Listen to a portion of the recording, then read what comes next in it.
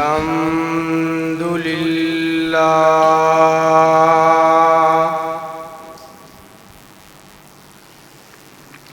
الحمد لله رب العالمين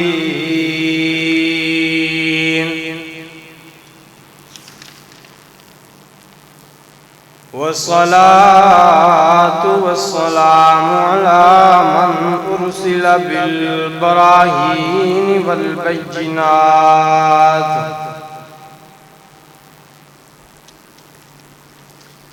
الذي هدانا لإشاعة القرآن والفرقان والبرهان ونشهد أن سيدنا وسندنا وحبيبنا مكينا مدنينا محمدًا عبد الله ورسول الله أما بعد فأعوذ بالله من الشيطان الرجيم بسم الله الرحمن الرحيم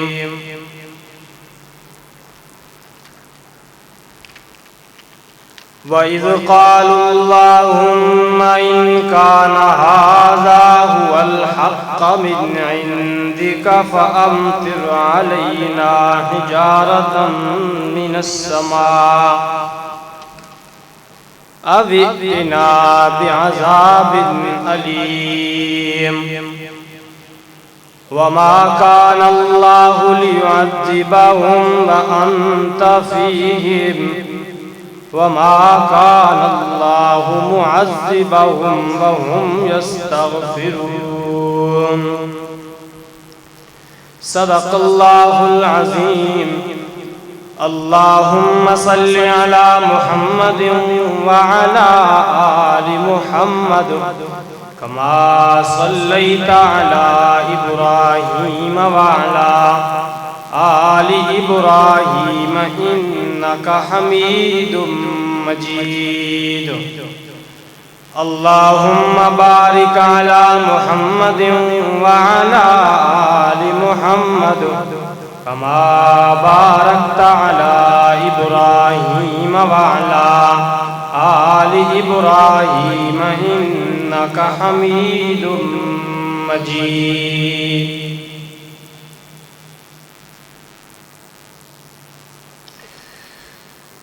عزیزان محترم محترم بھائیوں بزرگوں، اللہ رب العزت کی بارگاہ عالیہ کے اندر دعا ہے کہ اللہ تعالیٰ میری زبان پر حق جاری فرمائیں، اس کے بعد ہم سب کو اس پر عمل کرنے کی توفیق عطا فرمائیں۔ عزیز دوستو، بھائیوں بزرگوں، اللہ تعالیٰ نے جب اس دنیا کو ایک امتحان کی جگہ بنایا ہے تو پھر اس امتحان میں کامیاب ہونے والے لوگوں کی نشانیاں بھی اللہ نے بتائی ہیں کہ وہ کون سے لوگ ہیں جو ہمیشہ کی کامیابی پا لیتے ہیں اور وہ کون سے لوگ ہیں جو ہمیشہ کے لیے ناکامی پا لیتے ہیں۔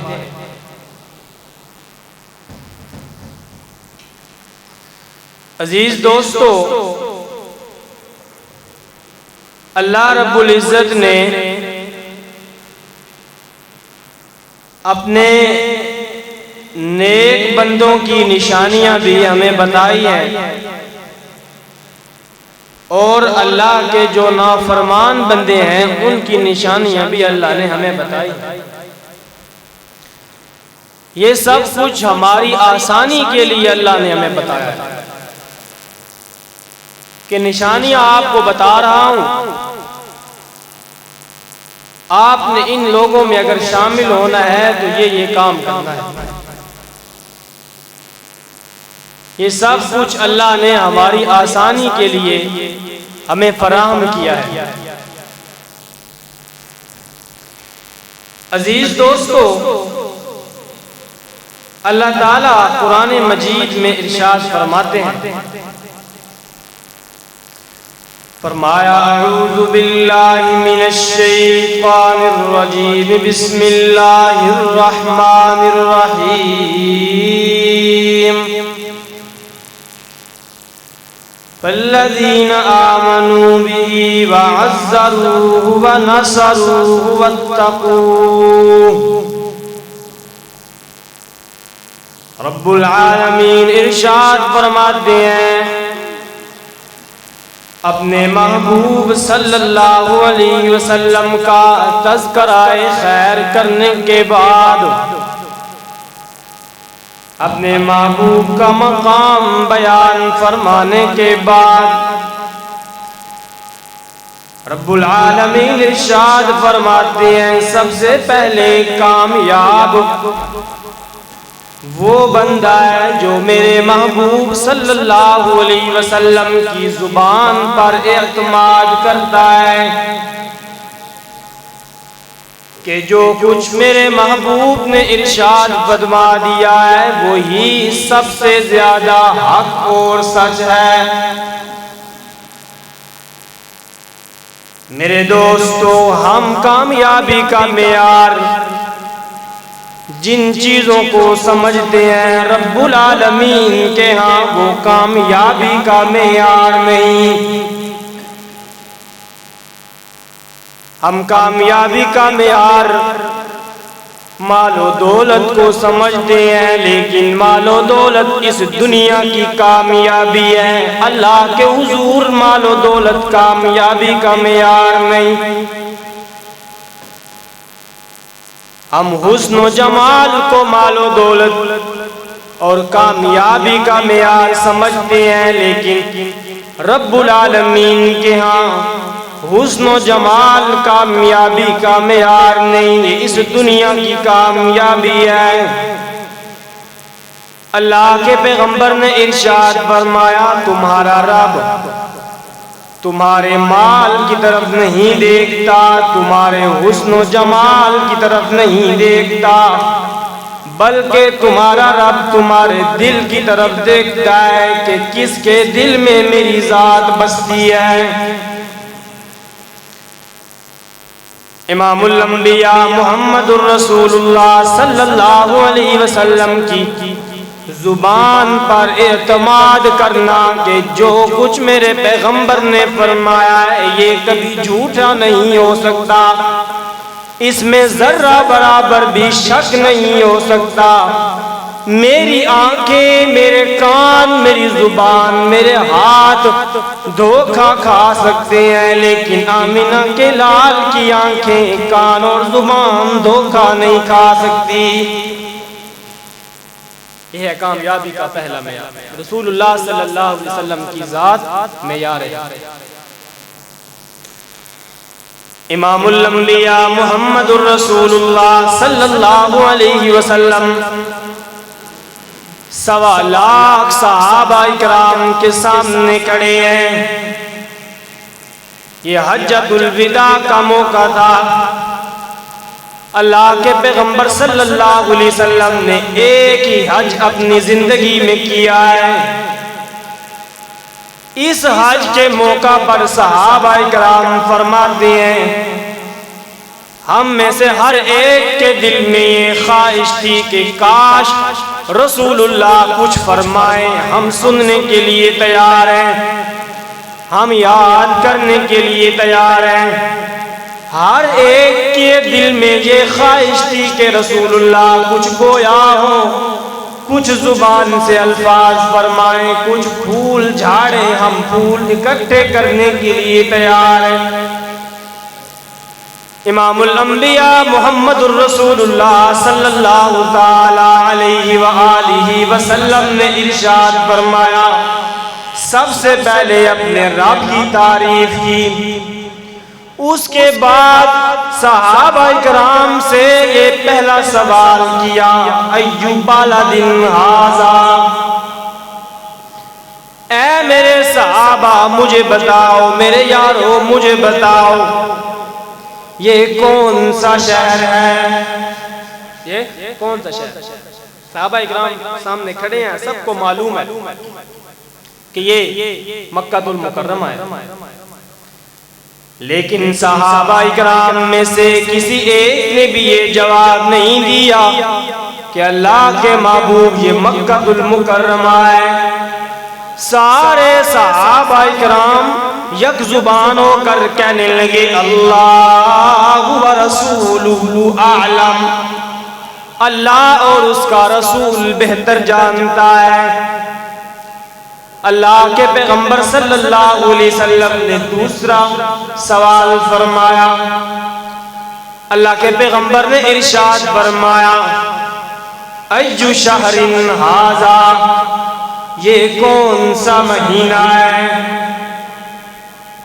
اے میرے صحابہ مجھے بتاؤ یہ کون سا مہینہ ہے؟ صحابہ کرام سارے کے سارے صحابہ جانتے تھے کہ یہ حجۃ الوداع ذی الحجہ کا مہینہ ہے، کیونکہ حج کرنے کے لیے جو آئے ہیں، لیکن کسی صحابی نے بھی یہ جواب نہیں دیا، بلکہ سارے یک زبان ہو کر کہنے لگے اللہ و رسولہ اعلم، اللہ اور اس کا رسول جانتا ہے۔ اللہ کے رسول صلی اللہ علیہ وسلم نے تیسرا سوال فرمایا، اللہ کے پیغمبر نے فرمایا ایو یوم ھذا، یہ کون سا دن ہے؟ صحابہ اکرام میں سے کسی ایک صحابی نے بھی یہ نہیں فرمایا کہ یہ جمعہ کا دن ہے، جمعہ کا دن تھا نا، اللہ کے رسول جمعہ کا دن ہے، 9 ہجری ہے، 10 ہجری ہے، جمعے کا دن ہے، 9 ذی الحجہ ہے۔ سارے کے سارے صحابہ کرام نے یک زبان ہو کر ارشاد فرمایا اللہ و رسولہ اعلم۔ میرے دوستو، اللہ کے رسول صلی اللہ علیہ وسلم نے یہ 3 سوال فرمائے، صحابہ کرام نے ان 3 سوال کے جواب میں ایک ہی جملہ ارشاد فرمایا اللہ اور اس کا رسول جانتا ہے، اللہ اور اس کا رسول جانتا ہے۔ اللہ کے رسول نے گفتگو کو آگے بڑھاتے ہوئے پھر رب العالمین کی تعریفیں فرمائیں، پھر لوگوں کو رہن سہن کا طریقہ بتایا کہ تم نے اپنے بڑوں کے ساتھ کیسے رہنا ہے، چھوٹوں کے ساتھ، اپنے غلاموں کے ساتھ تم نے کون سے معاملات کرنے ہیں۔ اور پھر اللہ کے پیغمبر نے ارشاد فرمایا لوگوں میں بھی ایک انسان ہوں، ان قریب میرے پاس موت کا قاصد آئے گا، میں اس کے پیغام کو قبول کر لوں گا، لیکن میں تمہارے اندر صرف 2 چیزیں چھوڑ کے جا رہا ہوں، ان 2 چیزوں کے پیچھے تم نے لگ جانا ہے، رب العالمین تمہیں کامیابی عطا فرمائے گا۔ اللہ کے پیغمبر نے اس وقت ارشاد فرمایا لوگوں میں تمہارے اندر اپنے اہل بیت کو چھوڑ کے جا رہا ہوں، تم نے ان کے پیچھے لگنا، ان کو نقصان نہیں دینا۔ دوسرے نمبر پر میں تمہارے اندر اللہ کا کلام چھوڑ کے جا رہا ہوں، اس کے پیچھے تم نے لگنا ہے، رب العالمین تمہیں گمراہ نہیں ہونے دے گا۔ پھر اللہ کے پیغمبر نے ارشاد فرمایا اس میں کامیابی ہے، اس میں ہدایت ہے، اس میں اللہ کا نور ہے۔ میرے دوستو، اللہ کے پیغمبر نے اپنی گفتگو کو پورا فرمایا، عرصہ گزرنے کے بعد اللہ کے پیغمبر دنیا سے تشریف لے گئے۔ میرے دوستو، حضرت ابو بکر رضی اللہ تعالیٰ عنہ کا زمانہ آ گیا، حضرت ابو بکر بھی دنیا سے تشریف لے گئے، حضرت عمر کا زمانہ آیا، حضرت عمر بھی دنیا سے تشریف لے گئے، حضرت عثمان کا زمانہ آیا، حضرت عثمان بھی دنیا سے تشریف لے گئے، حضرت علی المرتضیٰ شیر خدا رضی اللہ تعالیٰ عنہ کا زمانہ آیا، وہ بھی دنیا سے تشریف لے گئے۔ عرصہ گزرنے کے بعد ایک صحابی اپنے شاگرد کو یہی رسول اللہ کا خطبہ سنا رہا ہے۔ جب رسول اللہ کا یہ خطبہ وہ صحابی اپنے شاگرد تابعی کو سنا رہا تھا، اور اس نے وہی 3 الفاظ، وہی 3 سوال جب اپنے شاگرد کو سنائے نا کہ اللہ کے پیغمبر نے پہلا سوال کیا تھا، آج کون سا دن ہے، آج ہم کس شہر میں کھڑے ہیں، آج کون سا دن ہے، شہر کا نام کون سا ہے، اور آج کا مہینہ کون سا ہے۔ جب 3 سوال اللہ کے پیغمبر نے ہم سے کیے تھے، ہم نے جواب دیا تھا اللہ و رسولہ عالم، اللہ اور اس کا رسول جانتا ہے۔ وہ تابعی سوال کرتا ہے، اے ہمارے استاد ہمیں بتائیے کیا آپ کو ان 3 سوالوں کا جواب نہیں آتا تھا؟ آپ کو ان 3 سوالوں کا جواب نہیں آتا تھا کہ آپ ہر بار کہتے تھے اللہ اور اس کا رسول بہتر جانتے ہیں؟ صحابی فرمانے لگے، میرے بیٹے ہمیں جواب آتا تھا، ہم جانتے تھے کہ یہ مکہ کا شہر ہے، بھلا مکہ بھی کوئی بھولنے والی چیز تھی جس میں 13 سال ہم نے مارے کھائی تھی، اللہ کا پیغام ہم نے تلواروں کے سائے میں سنایا تھا، خنجروں کے نوک پہ ہم نے اللہ کا پیغام سنایا تھا، بھلا مکہ بھی کوئی بھولنے والی چیز تھی؟ ہم جانتے تھے کہ یہ مکہ شہر ہے، ذی الحجہ کا مہینہ ہے، ہم جانتے تھے کہ جمعہ کا دن ہے، 9 ذی الحجہ ہے، لیکن اس کے باوجود ہم نے جواب نہیں دیا کہ ہم کہیں کہ یہ مکہ ہے۔ اللہ کے پیغمبر فرمائے نہیں مکہ نہیں ہے، یہ تو مدینہ ہے۔ ہم کہیں کہ یہ 9 ذی الحجہ جمعے کا دن ہے، رسول اللہ فرمائے ہفتے کا دن ہے۔ ہم سوال جواب کچھ دیں، رسول اللہ آگے سے کچھ اور فرمائے۔ اگر رسول اللہ فرما دیتے کہ یہ مکہ نہیں مدینہ ہے، خدا کی قسم ہم اپنی آنکھوں کو جھٹلا دیتے، رسول اللہ کی بات کو مان لیتے۔ رسول اللہ کی زبان جھوٹی نہیں ہو سکتی، اس لیے ہم نے جواب نہیں دیا کہ یہ مکہ ہے، ورنہ ہم سب کو پتہ۔ فَالَّذِينَ آمَنُوا بِهِ وَعَزَّرُوا، سب سے پہلے رسول اللہ کی زبان پر اعتماد کرنا ہے۔ آج ہمارے پاس کیا دلیل ہے کہ یہ اللہ کا قرآن ہے؟ ہمارے پاس صرف ایک ہی دلیل ہے کہ آمنہ کے لال نے فرمایا تھا کہ یہ اللہ کا کلام ہے۔ یہ دلیل ہے ہمارے پاس یہ اللہ کا کلام ہے، اور آمنہ کے لال نے یہ بتا کر کہ یہ اللہ کا کلام ہے پھر لوگوں کو چیلنج دیا تھا کہ اگر تم نہیں مانتے کہ یہ اللہ کا کلام ہے تو پھر اس جیسا کوئی کلام لے کے آؤ۔ تم تو کہتی ہو کہ میں اپنے پاس گھر کے سناتا ہوں، میں بھی عربی ہوں، تم بھی عربی ہو، میں بھی حروف تہجی بولتا ہوں، تم بھی حروف تہجی سے کلام کرتے ہو، تم بھی ایسا کلام لے کے آؤ جیسا کلام میں رب سے لایا ہوں۔ میرے دوستو، جب ایک لبید شاعر آیا تھا مکہ میں، ایک صحابی نے سورہ کوثر کو مکہ المکرمہ کی دیوار کے ساتھ لکھ کے لٹکایا تھا، چمڑے پر لکھی ہوئی تھی سورہ کوثر۔ ابو جہل بڑے بڑے یہ کافر لبید کے پاس گئے اور کہنے لگے لبید تو عربی جانتا ہے، بڑا شاعر ہے تو، تیری کلام پہ بڑی پکڑ ہے، ہم تیرے پاس کلام لے کے آتے ہیں، اس کے مقابلے کا کوئی کلام تو بنا۔ لبید نے جب دیکھا نا انا اعطیناک الکوثر،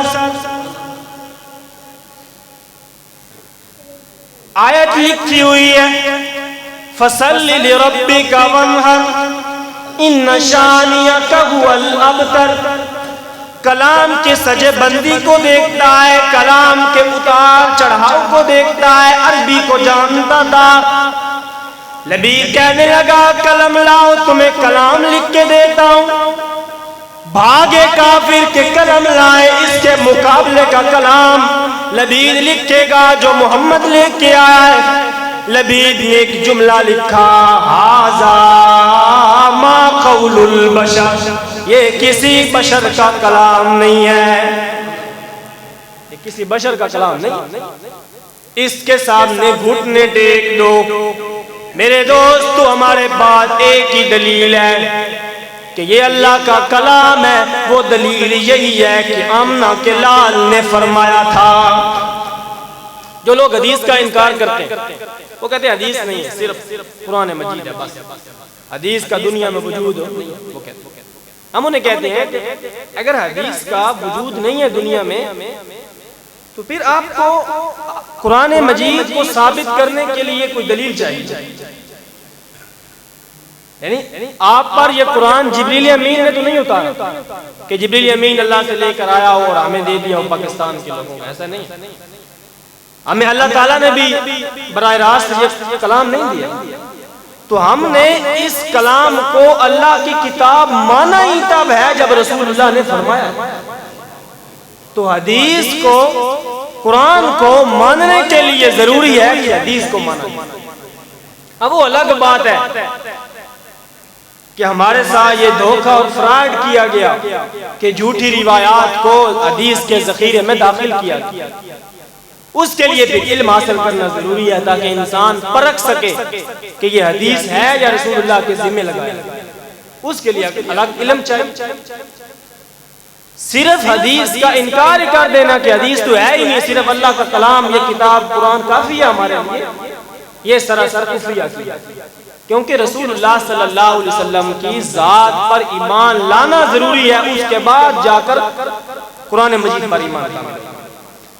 اب اگر صرف اللہ کی کتاب اور اللہ کا کلام ہی کافی تھا تو پھر رسول اللہ کو بھیجنے کی ضرورت نہیں تھی، وگرنہ اللہ تعالیٰ جبریل امین کو کہتے کہ یہ کتاب ہے، خانہ کعبہ کی چھت پہ جا کر رکھ دو، جس نے پڑھنا وہ پڑھ لے گا، ہدایت پائے گا۔ ایسا نہیں، اللہ تعالیٰ نے پورا ایک سسٹم اور پورا نظام بنایا ہوا ہے، جس نظام کے تحت اللہ تعالیٰ اپنے پیغمبروں کو بھیجتے ہیں۔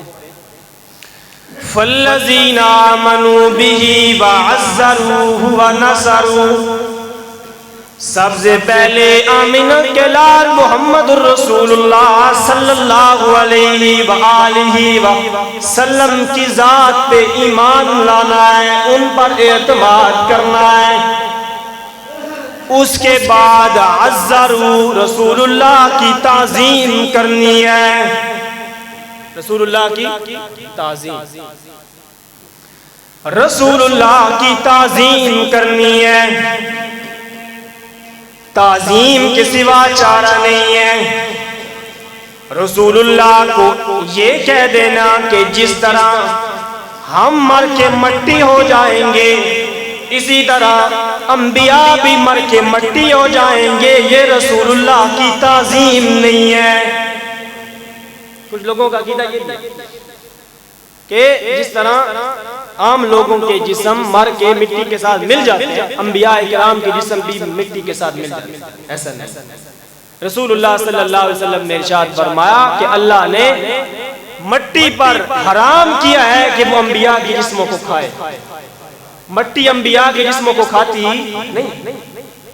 انبیاء کرام کے اجسام، ہمارے استاد جی فرماتے تھے کہ جس طرح بہار کا موسم ہو اور بہار کے موسم میں صبح صادق کا وقت ہو اور شبنم کے قطرے گلاب کے پھول پر پڑے ہو، وہ گلاب کا پھول اتنا تر و تازہ نہیں ہے جتنا کہ انبیاء کرام کے اجسام اپنی قبروں میں تھا.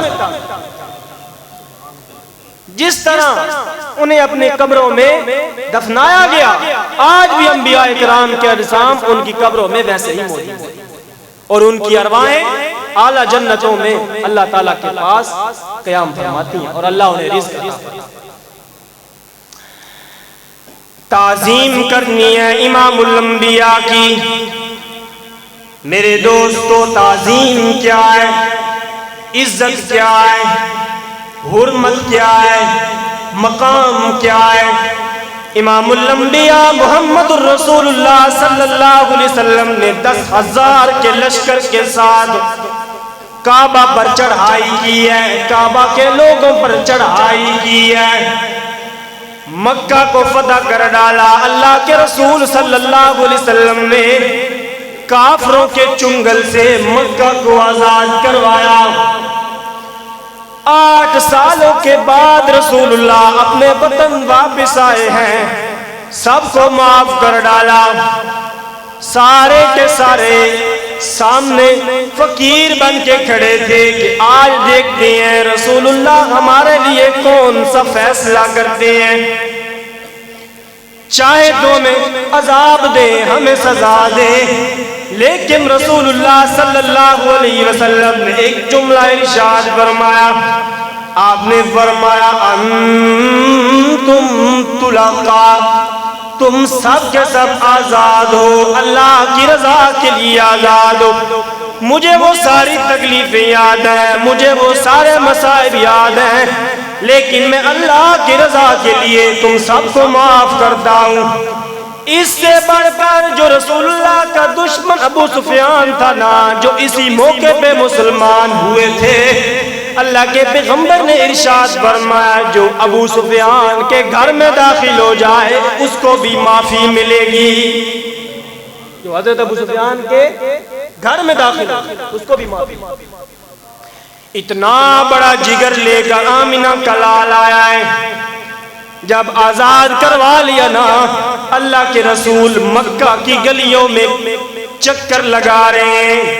وہ جو بچپن گزرا تھا نا مکہ کی گلیوں میں، رسول اللہ کو وہ پرانی یادیں ستا رہی ہیں. اللہ کے رسول مکہ کی گلیوں میں چل رہے ہیں، ٹہل رہے ہیں، دیکھ رہے ہیں کہ یہ کیسی گلیاں ہیں جن گلیوں سے مجھے رات کے اندھیرے میں سفر کرنا پڑا تھا، ان کو چھوڑ کر مجھے جانا پڑا تھا.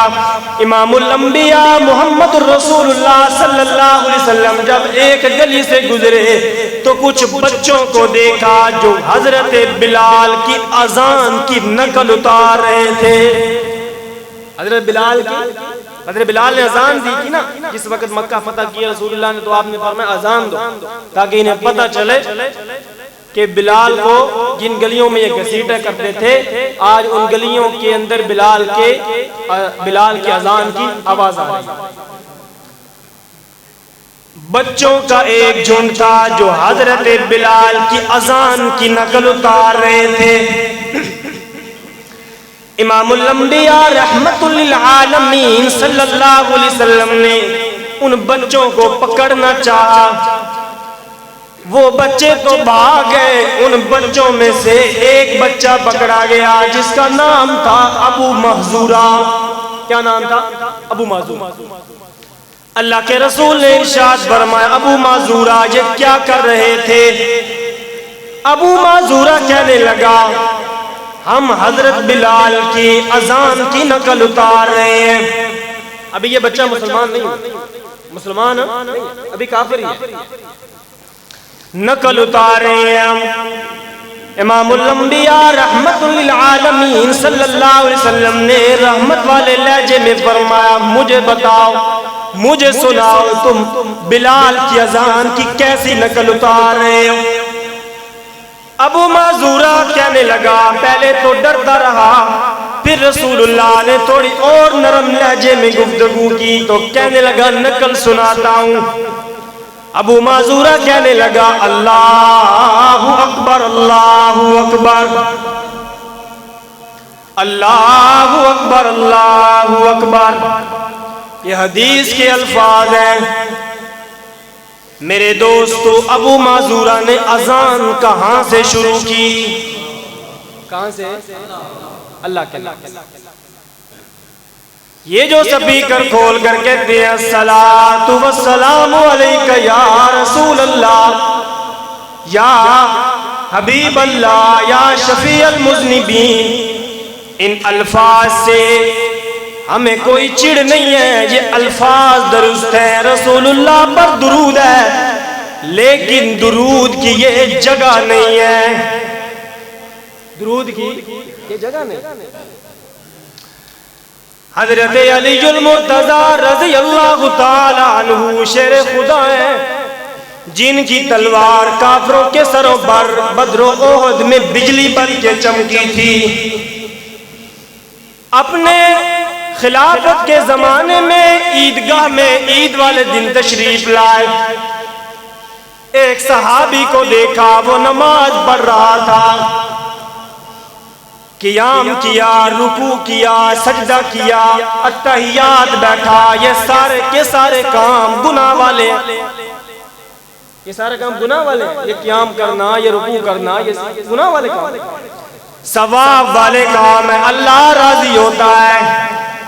جب نماز اس نے ختم کی نا، حضرت علی نے پاس بلایا اور فرمایا اے صحابی، تو نے کام تو نیک کیے ہیں، لیکن میرے پیغمبر کا یہ طریقہ نہیں ہے کہ عید والے دن عید سے پہلے نفل پڑھے جائیں، یہ رسول اللہ کا طریقہ۔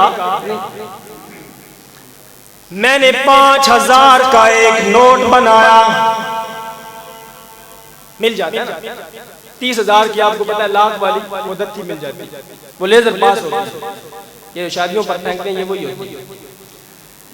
ایک نوٹ بنایا میں نے 5000 کا، کاغذ بھی خوبصورت لگایا، اچھی مشینوں سے تیار کیا گیا، پرنٹ بھی میں نے اچھا کیا، رنگ بھی میں نے خوبصورت بنایا، لیکن جو اوپر حکومت کی مہر ہوتی ہے نا، وہ مہر میرے پاس نہیں تھی۔ میں دکاندار کے پاس لے کے گیا، میں نے کہا سامان خریدنا ہے، یہ پیسے لے۔ دکاندار نے نوٹ کو دیکھا، یوں کر کے پھر یوں کر کے دیکھا، پھر مسل کے دیکھا، کہنے لگا یہ نوٹ تیرا اصلی نوٹ نہیں ہے۔ میں نے کہا کیوں اصلی نوٹ نہیں ہے، کیا کاغذ اچھا نہیں ہے؟ کہنے لگا اچھا کاغذ ہے۔ میں نے کہا کیا رنگ اچھا نہیں ہے؟ کہنے لگا رنگ بھی اچھا ہے۔ میں نے کہا کیا اچھی مشین سے تیار نہیں ہوا؟ کہنے لگا مشین بھی اچھی ہے۔ میں نے کہا کیا اس پر پرنٹ اچھا نہیں ہوا؟ پرنٹ بھی اچھا ہے، پھر نوٹ کیوں نہیں لگتا؟ اس پہ کیا ایسی چیز ہے جس کی وجہ سے مجھے سامان نہیں ملتا؟ دکاندار کہنے لگا ساری چیزیں ٹھیک ہیں، لیکن اس پہ حکومت کی مہر نہیں ہے۔ میرے دوستو، دین کے معاملے میں جتنی اچھی چیز ہو، جتنی خوبصورت چیز ہو، جتنی اچھی چیز بنائی جائے، درود شامل کیے جائیں، فاتحہ شامل کی جائے، کل خانیاں شامل کی جائیں، قرآن کی آیات بھی شامل کی جائے، دین کے معاملے میں وہ چیز چلتی ہے جس پہ محمد کی مہر لگی ہوتی ہے۔ محمد کی مہر کے سوا اس دین میں ہم کسی چیز کو شامل ہو نہیں۔ وہ کسی نے سوال کیا نا اہل تشیع عالم سے کہ یہ جو آپ ماتم کرتے ہیں یہ کیوں کرتے ہیں؟ کیا یہ قرآن و حدیث میں ثابت ہے؟ اس نے کہا ثابت نہیں ہے، لیکن ہم محبت میں کرتے ہیں۔ میرے دوستو، محبت وہ قابل قبول ہے جس نے محمد عربی پر مہر لگی ہوئی ہے۔ جس پہ محمد صلی اللہ علیہ وسلم کی مہر نہیں ہے، ہم اس محبت کو نہیں مانتے۔ عید سے پہلے اذان نہیں ہے، تکبیر نہیں ہے، ایک بندہ اذان بھی دے، تکبیر بھی پڑھے، کیا اللہ اکبر نہیں کہہ رہا، اللہ کا نام بھی لے رہا ہے، رسول اللہ پر درود بھی پڑھ رہا ہے، نہیں نہیں ہم نہیں مانتے کیونکہ محمد نے نہیں کیا۔ ابو معذورہ کہتے اللہ اکبر اللہ اکبر اللہ اکبر اللہ اکبر۔ جب یہ پہلے دو جملے کہے، تیسرا جملہ کہنے لگا اشہد اللہ الہ الا اللہ۔ اونچا نہیں کہا، تھوڑا سا آہستہ کہا، کیونکہ اس میں تو اللہ کی شہادت کی گواہی ہے کہ اللہ کے سوا کوئی بھی معبود نہیں ہے۔ تھوڑا سا آہستہ کہا۔ اللہ کے پیغمبر نے فرمایا اونچا کہہ اشہد اللہ الہ الا اللہ۔ اب تیسری مرتبہ جب اونچا کہا، پھر جب آگے والے جملے آئے اشہد ان محمد رسول اللہ، پھر آہستہ کہتا ہے اشہد ان محمد رسول اللہ۔ اللہ کے پیغمبر نے فرمایا اونچا کہہ اشہد ان محمد رسول اللہ۔ میرے دوست ابو معذورہ نے جب زبان سے یہ کلمے اونچے کہے، اللہ نے یہ کلمے ابو معذورہ کے دل پہ لکھ دیے۔ پھر میرے دوست ابو معذورہ جب بھی اذان دیتے تھے، حضرت بلال 2 مرتبہ کہا کرتے تھے اشہد ان محمد رسول اللہ، اشہد ان محمد رسول اللہ، اشہد ان لا الہ الا اللہ، اشہد ان لا الہ الا اللہ۔ حضرت ابو معذورہ جب بھی اذان دیتے تھے پہلے 4 مرتبہ اشہد ان لا الہ الا اللہ کہتے، پھر 4 مرتبہ اشہد ان محمد رسول اللہ کہتے۔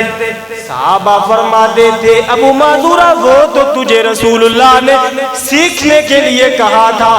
ابو معذورہ کہا کرتے تھے وہ بچپن کی ادا میں بھول نہیں سکتا۔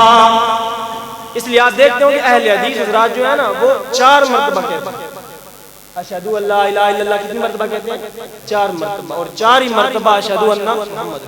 وہ اذان بھی درست ہے، فتوے نہ لگایا، پتہ ہوتا کوئی نہیں، کہتے ہیں کہ یہ کیا کر رہا ہے بدعت، حالانکہ وہ بھی حدیث نہیں، رسول اللہ نے جو سکھائی ہے۔ حضرت ابو معذورہ، حضرت بلال اذان دیتے تو وہ 2 مرتبہ، ابو معذورہ اذان دیتے تو وہ 4 مرتبہ۔